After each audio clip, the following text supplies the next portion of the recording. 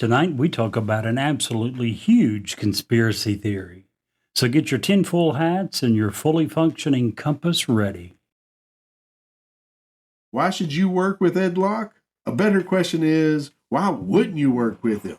He is proud to support an amazing lender, USA Mortgage. When you work with them, you can expect a home financing experience that is free of hassles and headaches. They have complete control over your loan due to in-house operations such as processing, underwriting, closing, and funding. USA Mortgage represents a lot of fantastic things, but they are especially thrilled to partner in several community outreach programs, including Habitat for Humanity, Home Sweet Home, Veterans Community Project, and many, many more. They love going to work every day, which means they love working for you. Ed wants to be your lender for life, so reach out to him today and get the journey started.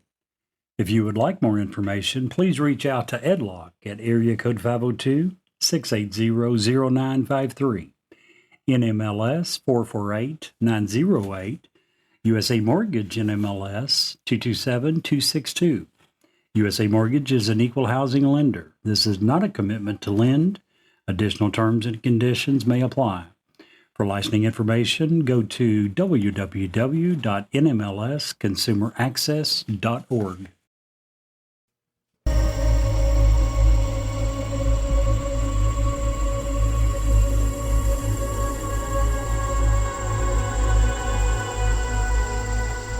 He's alive!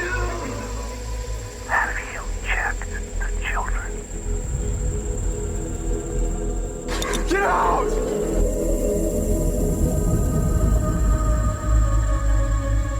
You have scoured the podcast world and finally found us, Newsworthy with Steve and Jerry, where we delve into all things mysterious, macabre, or out of this world, and decide if they are truly newsworthy. 2 words and 2 question marks.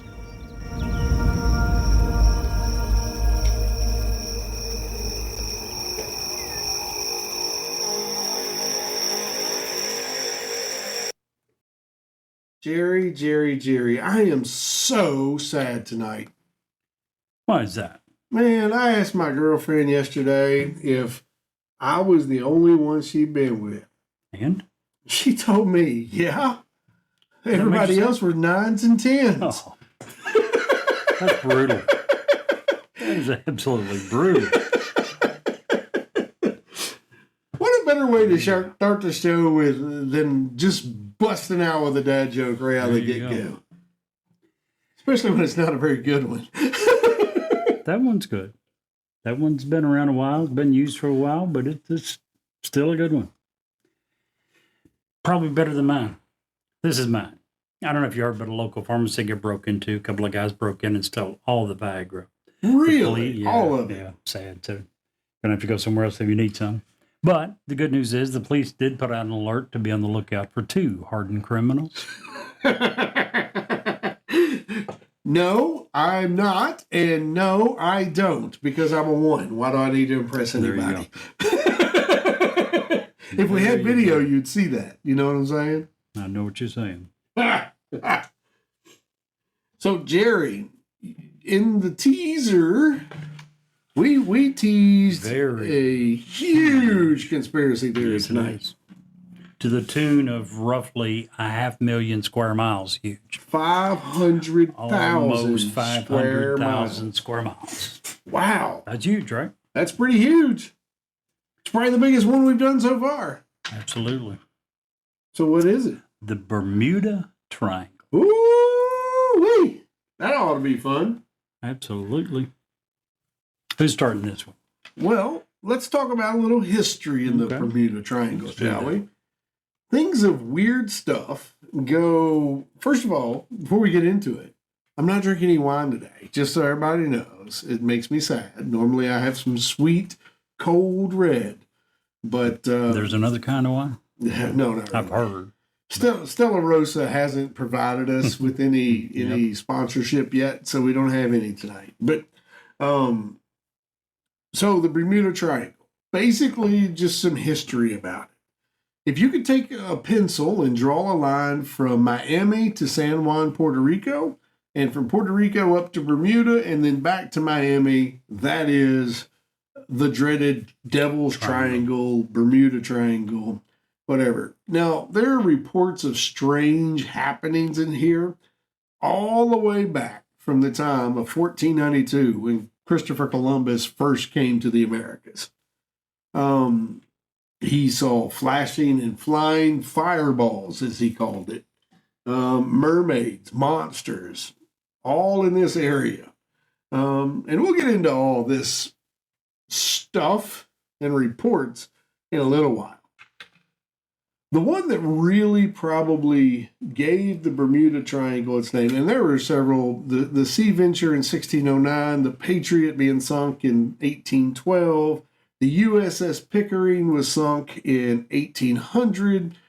There's lots and lots of stuff that's happened in the Bermuda Triangle to the tune of since the mid-19th century, over 8,000 lives and disappearances has happened in the Bermuda Triangle.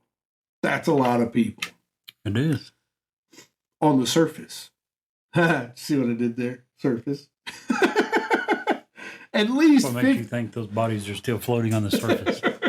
At least 50 ships, over 20 airplanes have disappeared in the Bermuda Triangle, and most of those have done so without a trace.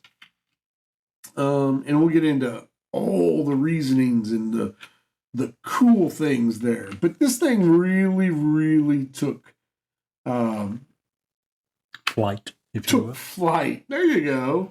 In December of 1945, Flight 19th, the TBF Avengers, there was 5 of those. 14 airmen were lost at sea.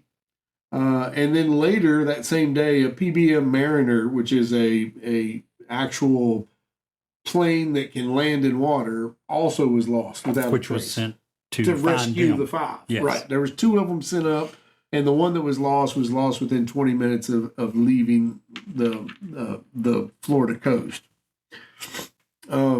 Since then, there have been numerous. And we'll get into some of the details of Flight 19 in a minute, but there's been numerous. There was a DC-54 crashed. Pilot lost control in turbulence. And I'm using air quotes there. A Star Tiger was lost. 6 crew, 27 passengers. Lost right off of Kinley Field in Bermuda. A DC-3 in 1948. 3 crew, 36 passengers en route from San Juan to Miami. Lots and lots and lots of airplanes, lots and lots of ships, and lots of ghost ships, which we'll get into those as well.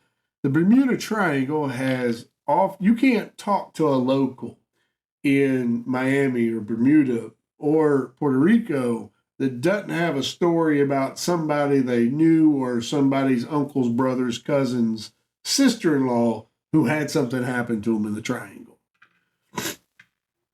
Probably one of the best known ships to be lost was in 1918.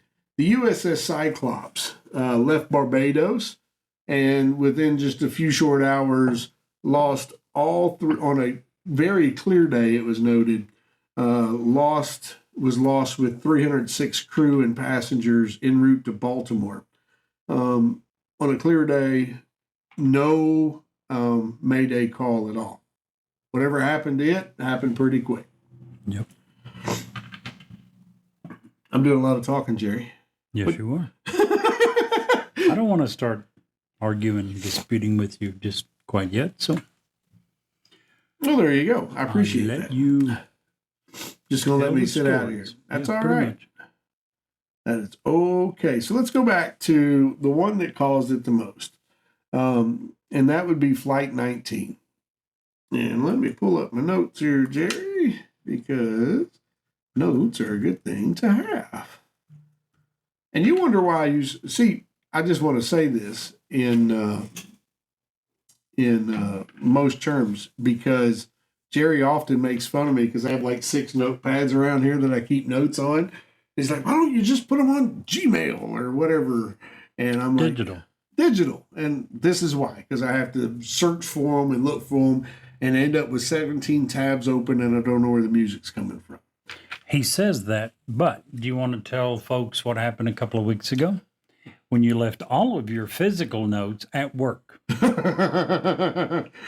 nobody knew that. At least when I have digital notes, I may have to look for them, which I really don't, because I use Google Drive. I have a folder called podcast, and before I leave the house, I always upload my file to there. So I may have to look for it for 10 seconds, but I don't have to worry about leaving it at home. All right. So let's get into Flight 19 just a little bit.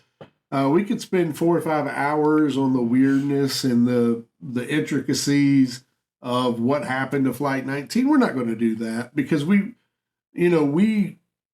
want to seek the truth here and Newsworthy. So we're gonna cover this real quick, and then we're gonna get into what we believe is the Bermuda Triangle. Okay, so Flight 19, it was a designation of a group of 5 General Motors TBM Avenger torpedo bombers that disappeared in December 5th, 1945, after losing contact with the U.S. Navy over water. All 14 men on the flight were lost as 13 crew members of the Mariner flying boat that was launched to help save them. The bombers were led by Lieutenant Charles Taylor, and just for a note aside, he actually came to the briefing that morning and tried to find someone to lead other than him. He didn't want any part of this mission today for whatever reason. But stick that in your cap, your tinfoil cap there, and just hang on to it for a little while. First of all, these were all experienced fighters. All of them, as far as I'm aware, had all had time in the war, and they were doing a training op to drop torpedo bombs, and that was the last successful thing they'd done. Immediately after their training run, running out of bed. Immediately after their training run, they planned to make a turn to the north, another 90-degree turn to the south as part of their waypoint finding, and bring it on back. That's where problems started. Now, Lieutenant Taylor was not a novice aircraft pilot. He had 2,500 flying hours, mostly in this particular kind of aircraft. Each of the trainee pilots that he had 300 and at minimum 60 flight hours with the Avenger. Taylor had completed a combat tour in the Pacific theater as a torpedo bomber upon the USS Hancock. And he had just recently arrived to Miami to help with the torpedo bombing plane and to be an instructor. The other members of his crew were Marine Captains Joseph Edward Powers, George Stivers, Forrest Gerber, Joseph Bossy. Anyway, so these guys go out, they drop their bombs perfectly, mind you, and then they are designed to take a left turn. They're going to go up and then back down, and that's where things went haywire. There are actual, and we're not going to play them here because the audio would not be good. I could read them to you, but that's not very good. But basically, there was a pilot on the coast who heard them and heard their final talks. Not only that, the radars. It got to a point that they were arguing amongst themselves as to which way to go. Colonel Taylor thought that they were over the Bahamas or over the Florida Keys when they had actually flown over the Bahamas, according to what most people believe, which I can't imagine getting turned around to the point after you've successfully done your bombing mission, how you think you've spent the time to get all the way back down to the Florida Keys, because crazy. But yeah, by all accounts, they had 2 different sets of compasses on their planes. Both compasses were, and according to his word, he'd lost both of his compasses. And instead of just heading west, he continued to head east. And if you're on the Florida coast or anywhere near the Florida coast and you head east, you're in trouble. You're in trouble. With a small plane. Yeah. If you have a very large plane with enough fuel to get you to Europe, you might be okay. There's a reason most of our European flights go across Greenland. Right. As opposed to going flat across the ocean. When you take the round globe and spread it out, right, that is actually a straight line when you arc up through Greenland. And if you, I'm glad you bring that up, because if you, and I am not, first of all, let me say this, but if you're a flat earther, that's a big problem. That's one of the things the flat earthers say. Oh, that's because it makes so much more sense, but it really doesn't. Very true. I would add this. Sure, this is not the first time that Lieutenant Charles Taylor was lost at sea. Yeah. It happened 3 times. The first 2, they did get bearings figured out. He was able to be brought home. In this case, unfortunately, all indications are, as you said, they continued to fly west into the Atlantic Ocean. They ran out of fuel and crashed. Yep. And, of course, the big thing that makes this the Bermuda Triangle's issue and not a human error is the fact that all of their compasses were acting crazy. But you don't need your compass to tell you which, east from west. East from west, especially in the middle of the day. You have the sun to do that. I mean, that's very rudimentary, very basic. Absolutely. I've lost all my entries. Where's the sun going? Oh, that way. Pretty simple. One would think. Should have been very simple. Should have been pretty routine. And unfortunately, but when you look at the history, whether it's Bermuda Triangle or anywhere, people do get lost, But you're right. This is the one that catapulted the Bermuda Triangle to its level of notoriety. This is the one that made it famous when the 5 bombers went on a routine training mission and never returned. And this is the one that started the phenomenon of the Bermuda Triangle. Yeah. The other one was the USS Cyclops in 19. This happened in 1918, which was at the time, and I still think it holds the record.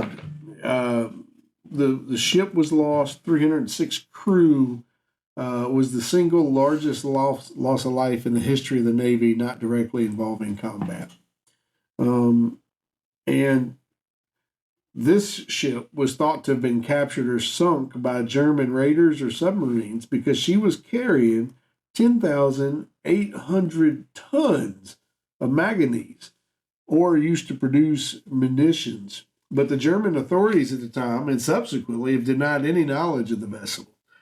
Most people seem to think she sank in an unexpected storm because the ship was lost. The problem with that is the skies were completely clear when this ship was lost. There's recorded history showing that the day that this ship sailed, there was no storms in the area. Pretty large area. Yeah. I mean, and very little from Barbados land. to Baltimore. Very little land. Yeah. So what, that makes me wonder, 1918, how accurate Miami forecasts were of the Bermuda Triangle area. Because you're talking about a huge amount of, like we said, 500,000 square miles. And 99.9% of it's over water. Yeah, but this is not like a pleasure boat. 19,000 tons. Length was 542 feet, 65 feet wide, 27 feet of it underwater. So this ship was designed to sail in the ocean. And we're going to get to some things, and I'll tell you what I believe sunk this ship. Because one of the things that we're going to get into here very shortly is one of the things I absolutely believe probably was the demise of this ship. Okay. Yoo-hoo. So, just a few of the things that have happened here. But, here at Newsworthy, we're not here just to eat the pudding and drink the Kool-Aid. We like to get in and find out if this has any merit to it. Right. And what have we decided on the Bermuda Triangle, Jerry? Do you want to spoil it now, or do you just want to tear it apart? Well, we can go ahead and spoil it. And we didn't decide it. It was decided basically in 1975. In 1975, Larry Kush came out with a book called The Bermuda Triangle Mystery Solved. And he was a academician, and his book took that approach. It investigated, it looked at the numbers, and it basically said there is no mystery, that there's no conspiracy theory. And it started with the fact that the number of ships and aircraft reported in the area is not so significantly different from that of any other major traveled area of any ocean in the world. So his thing was, when you look at the numbers, there's no more ships gone missing here than in most areas. There are no more airplanes missing than in other similar areas. Secondly, he noticed that the majority of what had been written and said about it was distorted, meaning they often failed to mention things such as storms. They often didn't represent the disappearances having happened in calm conditions when there was meteorological records that clearly stated otherwise. Go ahead. Well, I was going to say, you say storms. This area is hurricane prone. Sure. I mean, just south of it, we are currently in hurricane season now, Absolutely. and storm after storm after storm are lined up just to hit this particular area. And we'll right talk now. about it later. Yeah. In the last 50 years, there's been only a small handful. The number of supposed occurrences in that area dropped dramatically from 1975 on. And there's only been a handful since, one of which happened it was a boat that disappeared, and it happened during a hurricane. Well, that's not that strange when a small boat goes disappears during a hurricane. Another thing that... What? A boat disappeared during a hurricane? Yeah, no, who would have thought it? Another thing that Kush noted was in a lot of the articles that are written, and obviously the articles are being written, the shows were being made to get publicity. There was many times when the research was sloppy at best. For instance, a boat disappeared and maybe was talked about considerably, but the show wouldn't mention that the boat was found a week later.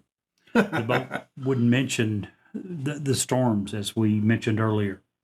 Some disappearances had in fact never even happened. One plane crash was said to have taken place in 1937 off Daytona Beach, Florida, in front of hundreds of witnesses. There was no missing plane. The entire thing was fabricated. And to this day, the United States Coast Guard, every agency from the United States or other countries as well, says the exact same thing. That statistically, you're no more likely to have an incident in the area of the Bermuda Triangle than you are in any other highly traveled area of this ocean or any other ocean. So, with that being said, apparently a lot of people have made some good money writing articles or making TV shows about something, trying to create a problem that doesn't exist. That does not mean in any stretch of the imagination that there aren't multiple events that are still mysterious and unexplained. It simply means when you look at the total overall numbers, it's no more likely for that to happen here than it is in the Indian Ocean or somewhere else. Well, but Jerry, you just sucked everything right out of. I just did what now? You just sucked all the wind right out of the Bermuda Triangle. Yeah, but I mean, if, like you said, if we're going to claim to try to take an objective look at it, we have to do that objectively and say what we think. Are you sure it wasn't aliens? There's a lot of things that people say it could be. How can you argue against the alien theory? I don't know where to start with that. I don't even know where to begin. Well, I think that what is the guy's name that has the theory that usually the easiest answer is probably the answer. Yeah. You know what I'm talking about? I know what you're talking about. I don't know the guy's name, but you're absolutely true. Another thing I forgot to mention, UK Channel 4 came out with a television program in 1999 called The Bermuda Triangle. And John Simmons from Geo Films made a big deal of this, and I think it is noteworthy. Lloyd's of London was asked if there is an unusually large number of ships that had sunk in the Bermuda Triangle. Lloyd's of London's is? Huge insurance agency. Right. They said that the number of ships is not, that have gone missing there, is not abnormal. When asked if the rates for any ship who primarily traverses this area on a routine basis is any different from other areas, they said that they could 100% confirm that the rates were absolutely no different for that area than ships going anywhere else. So if an insurance agency believes that it's just as safe to travel there as it is anywhere else, there's probably a lot to be said for that. Keep in mind, the United States Coast Guard says the exact same thing as well. So, what do you think? Are they full of crap? Well, Was it aliens? No, I don't. But here's a few things that over the years are theories that have directly affected the Bermuda Triangle, and quite frankly will affect most of the oceans at some point, form, or fashion. Okay. So one of the big things back when we still had sailing ships, there is a whole sea inside the Bermuda Triangle called the Sargassum Sea. Okay. Basically, they're known as sea grapes. It's a marine type of brown algae. It's very thick, and if you are in a sailing ship, it is thick enough to slow and even stop your ship if you get into a big patch. And you actually have to put people off the ship, cutting it off of the rudders because you have no way of controlling the ship. You have to cut it out of your way as the ship starts moving. It is a nightmare. Sounds like it. Also, when it comes to the surface, when it's a problem, right, it rots because of the sun. And as it rots, it gives off a sulfuric smell that is actually a very hazardous smell or volatile smell to humans. So a lot of the ghost ship type situations that we talk about, most people believe that those particular ships unfortunately got caught up in a bunch of this sargassum algae, and their crews couldn't get fresh water because they were stuck and ended up drinking the salt water, becoming very dehydrated, which leads to hallucinations, and they probably just got off the boat. It'd be a tough way to go, wouldn't it? Would be an absolute miserable way to go. But it's also a scientifically proven way that it happens. Let's go back to the USS Cyclops. Okay. Just because the reports that day was it a clear day when the ship left doesn't mean that there wasn't storms in the area, like you alluded to. And there are videos today in every single ocean of what's called a rogue wave. Now, these rogue waves are a lot different than normal waves. First of all, they can be up to 70 feet in height, and they're not slow. Most waves are very slow building, look sort of like a mountain, and they go. The rogue waves push all that water straight up. So we're talking 75 feet up, but they're not very wide. So what happens if you hit one of these, especially in the bigger ships, your ship will go up the wave, crest, crashing down.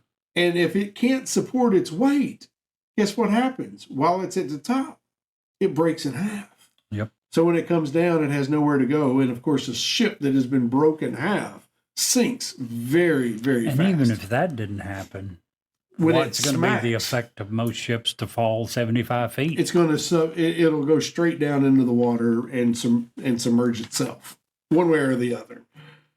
Most scientists believe that ships the size of the Cyclops, with the power, it was a powered ship, it was not a sailing ship, believe that a rogue wave is probably what ended those 306 lives on that day. Those are caused, especially the Bermuda Triangle is especially susceptible because you have the opportunity for multiple storm systems and storm fronts to be pulling the ocean in different ways. Yep. And when that happens, that's when these waves tend to show. There are some hella scary videos that we have of ships, modern day ships, that get hit by these rogue waves. Now the ships are now built to withstand or to at least have a better shot, and the captains have a better understanding of how to deal with these type waves. But they still pose a threat today. Sure. But I just can't imagine. Can you imagine just the water looks all good, and all of a sudden, out of nowhere, with no warning, there's 75 feet of water in front of you? Yeah. Crazy. Oh, absolutely. Crazy. Another similar type explanation scientists believe for part of the problems of ships sinking is something called methane hydrates. Yes, I've seen this. And an explanation for some of the disappearances has focused on the presence of large fields of methane hydrates, which is a form of natural gas, on the continental shelves. Laboratory experiments carried out in Australia have proven conclusively that bubbles can indeed sink a scale ship by decreasing the density of the water. Which throws off the buoyancy of the ship. Exactly. Yeah. Depending upon the weight of the ship, it can absolutely, suddenly you're sailing along and you hit this area of high methane hydrates and there's not enough buoyancy to keep you afloat. So you sink You like sink. a rock.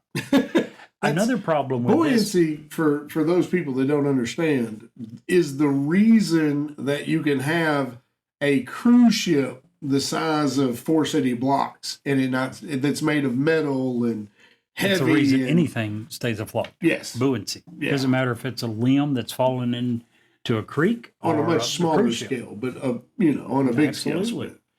And when you lose the buoyancy, you're going to go down. Right. This and another reason that so many people believed for so long that something mysterious was happening was the fact that a ship would disappear. They knew the route that it was supposedly on. And even days, weeks later, they come through and they search the bottom of the ocean floor on that path and there's nothing there. This is in the Gulf Stream is extremely strong in this area. And in many cases, it's been proven that the Gulf Stream will simply carry the debris for miles and miles and miles out to shore.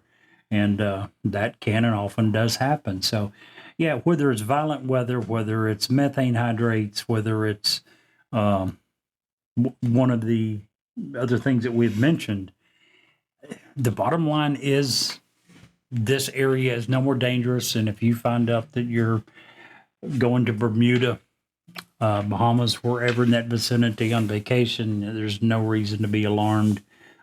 Scientifically, statistically, you're just as safe in that area as you are anywhere else. That's my opinion. Yeah. You?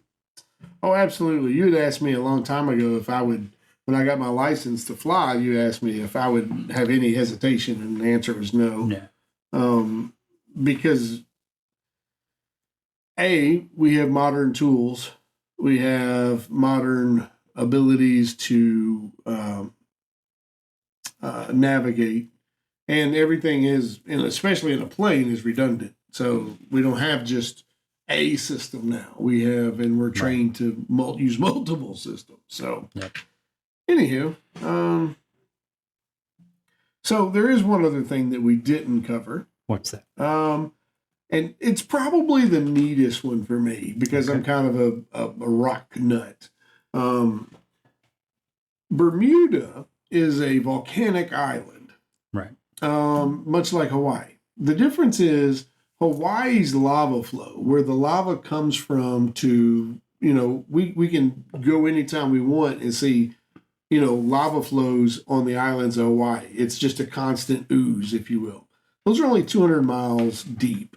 Okay. The one in Bermuda is 400 miles deep, and it brings up lots of this magnetic rock. It's called magnetite. You can buy it in bulk. It's not very expensive. I found an ad on eBay. You can buy 5 pounds of this for $14.95. Not that expensive. Not that expensive, but what it does is anytime that you get a compass next to a magnet, it tends to throw the magnet off. There's also another reason that this particular area is funny for magnets, especially if you're not, or for compasses, especially if you're not accustomed to them, which you'll get to in just a second. But the Magnetite is the island. So there is a lot of it here, and it's just one of those So other are you weird saying things. that compasses don't work in Bermuda? No, I think they do. I just think that if you have a really inexpensive or a cheap compass, it's probably very likely to be messed up by the Magnetite in Bermuda. If you have a professional grade compass, it shouldn't be affected at all. Gotcha. That's all. Just neat. I just like that. But I think, like you were saying earlier, going back to the date and time when the majority of these strange, inexplicable things Right. were happening, the equipment being used, I'm sure, wasn't nearly as good. It wasn't nearly as advanced and probably was more susceptible to these errors that you're referring to. Yeah. Exactly. I would agree. So let's look at recent events. Sure. We talked about the fact that in the, from 1900 to 1960, there were a ton of events reported. In the last 50 years, on the other hand, there's not been that many. For aircraft, I could only find 3 instances of aircraft that have gone missing. In June 20th, 2005, a PA-23 Piper went missing. Was flying between Bahamas and Fort Pierce, Florida. There were 3 people on board. 2017, there was a Turkish Airlines flight that was forced to change its direction. There were some mechanical and electrical problems that occurred over this triangle area, and that plane did not disappear. In 2017, a private MU-2B aircraft was at 24,000 feet when it vanished from radar, and plane wreckage was found later. So it's a plane that went missing in the air and was not heard or seen from since. Unfortunately, this happens. There's mechanical equipment failures. What was the The flight? Malaysian Yeah, the airline Malaysian flight that ended airline. up somewhere in the South Indian Sea. Yeah, they still haven't found it. Yeah, they did find wreckage that Yeah. washed up on shore, New Zealand or somewhere down there, I think. But the majority of the airplane was never found. This unfortunately does happen. Those are the only 3 instances of strange events that have occurred in the last 50 years for aircraft in that area. Now, you and I both of us looked for top 10 areas of the oceans and the seas that are dangerous. Right. The one that you had found, the Bermuda Triangle, wasn't even listed. Didn't make it in the top 10. The one I found, it is listed. It's listed at number 10, but I'd like to cover the other 9 and give you the reasons why they list them. Sure. Just to show you, as far as modern shipping goes, what the scope has changed to as far as what the dangers are. Right. So the number 1 is the Indian Ocean. It says here that temperature is the main problem here, and overuse. Lots of tankers. For those that don't know, most of China's goods that come to the United States comes through the Indian Ocean.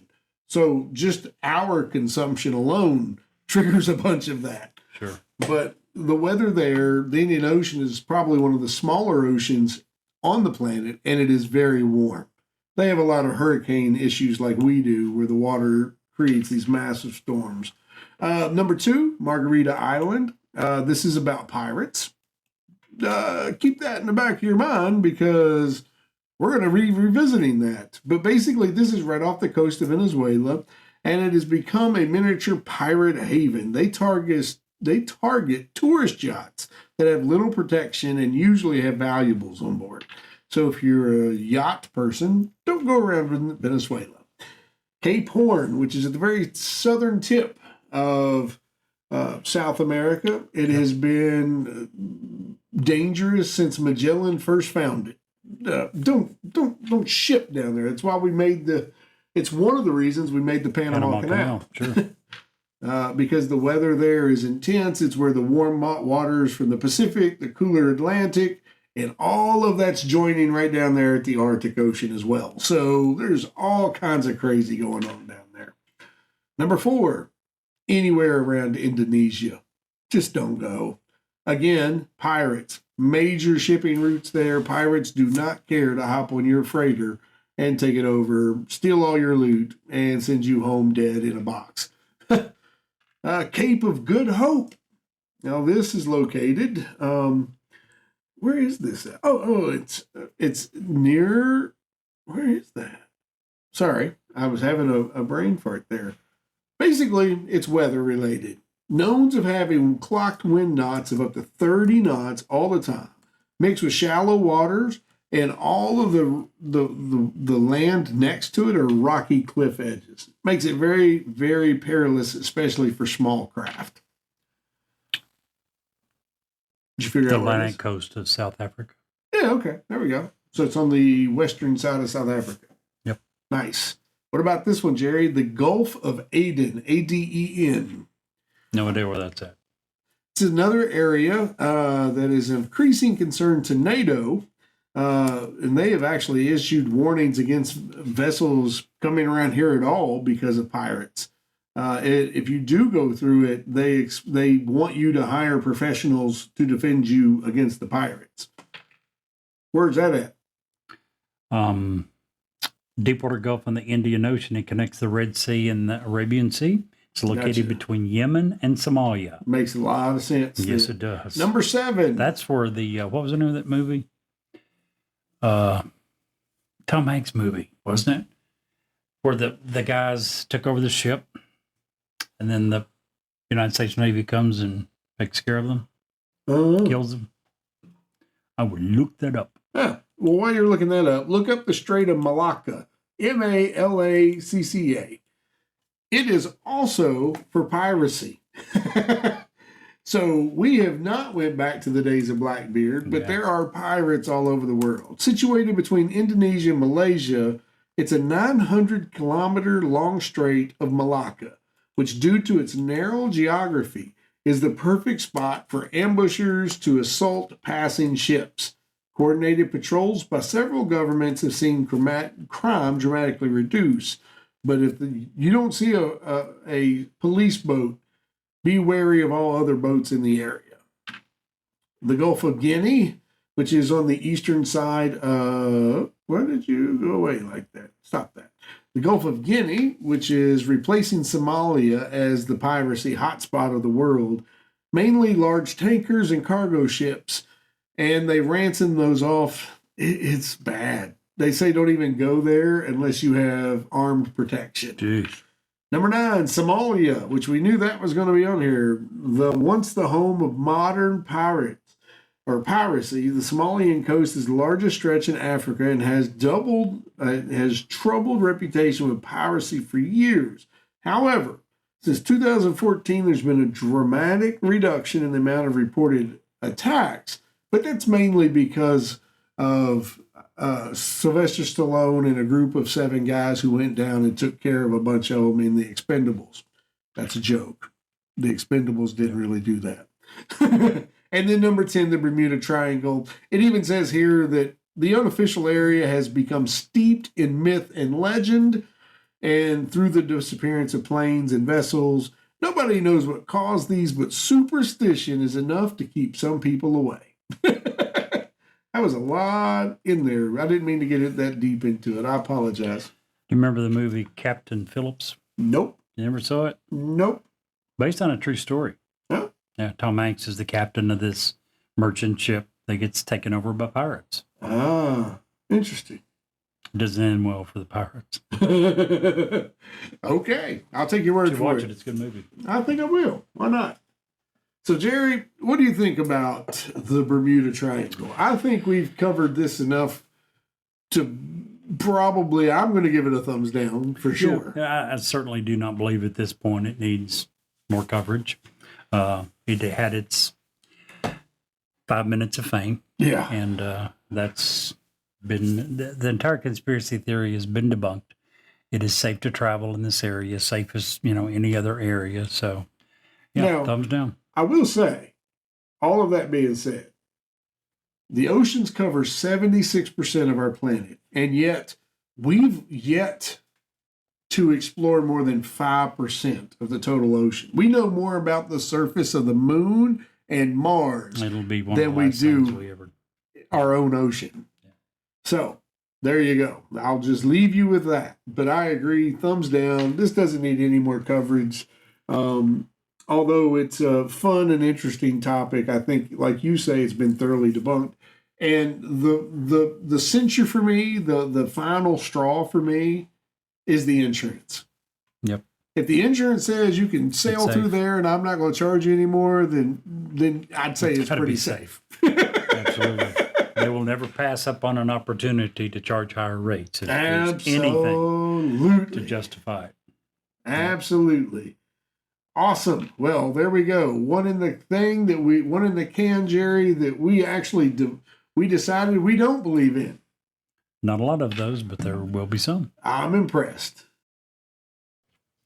Man, that episode is really interesting. And if you'll stick around for us for just a few commercials, we have another great story to tell you. Hi, this is Ed Locke with USA Mortgage. When it comes to buying a home, the process can be overwhelming and confusing. With so many options, it can be hard to know where to start. That's why it's important to work with a certified mortgage loan originator. I have the knowledge and expertise to guide you through the process and find the best mortgage option for you. I will work with you every step of the way to ensure that you are getting the best deal possible. So if you're looking to purchase or refinance, please reach out to me at 502-680-0953. So don't take on the stress of buying a home alone. Work with me and I will make your dream a reality.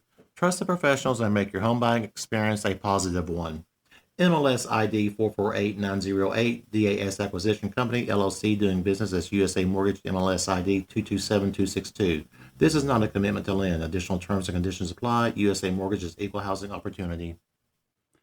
If you want us to review or rate your product on air, if you have suggestions for new episodes, awesome ghost stories, or anything else, please reach out to us. Our email address is newsworthywithsteveandjerry@gmail.com. Our text number is area code 540-709-1318. And now, back to the story. At 40, Franz Kafka, who had never married and had any children, was walking through a park one day in Berlin when he met a girl who was crying because she had lost her favorite doll. She and Franz searched for the doll unsuccessfully. Franz told her, "Meet me back here tomorrow, and we will look some more for the doll." The next day, when they had not found the doll, Franz gave the girl a letter written by the doll. Said, "Please don't cry. I just took a trip to see the world. I will write you all about my adventures." Thus began a story that would continue until the end of Franz's life. During their meetings, Franz read the letters of the doll, carefully written about adventures and conversations that the girl just found adorable. Finally, Franz brought back the doll. He had bought one and said that it had returned to Berlin. And although the girl says, "It doesn't look anything like my doll," Franz handed her another letter that the doll had written saying, "Hey, my travels have changed me." The girl hugged the new doll that he had bought and took her home, happy as she could be. A year later, Franz passed away. Many, many years later, the now adult girl found a letter inside the doll. The tiny letter, signed by Franz, was written, "Everything you love will probably be lost, but in the end, love will always return in another way. Embrace change. It's inevitable for growth, and together we can shift pain into wonder and love, but it's up to us to consciously and intentionally create that connection." Written by Franz Kafka, 1883 to 1924. And Jerry, if you can't see the light, Be the light.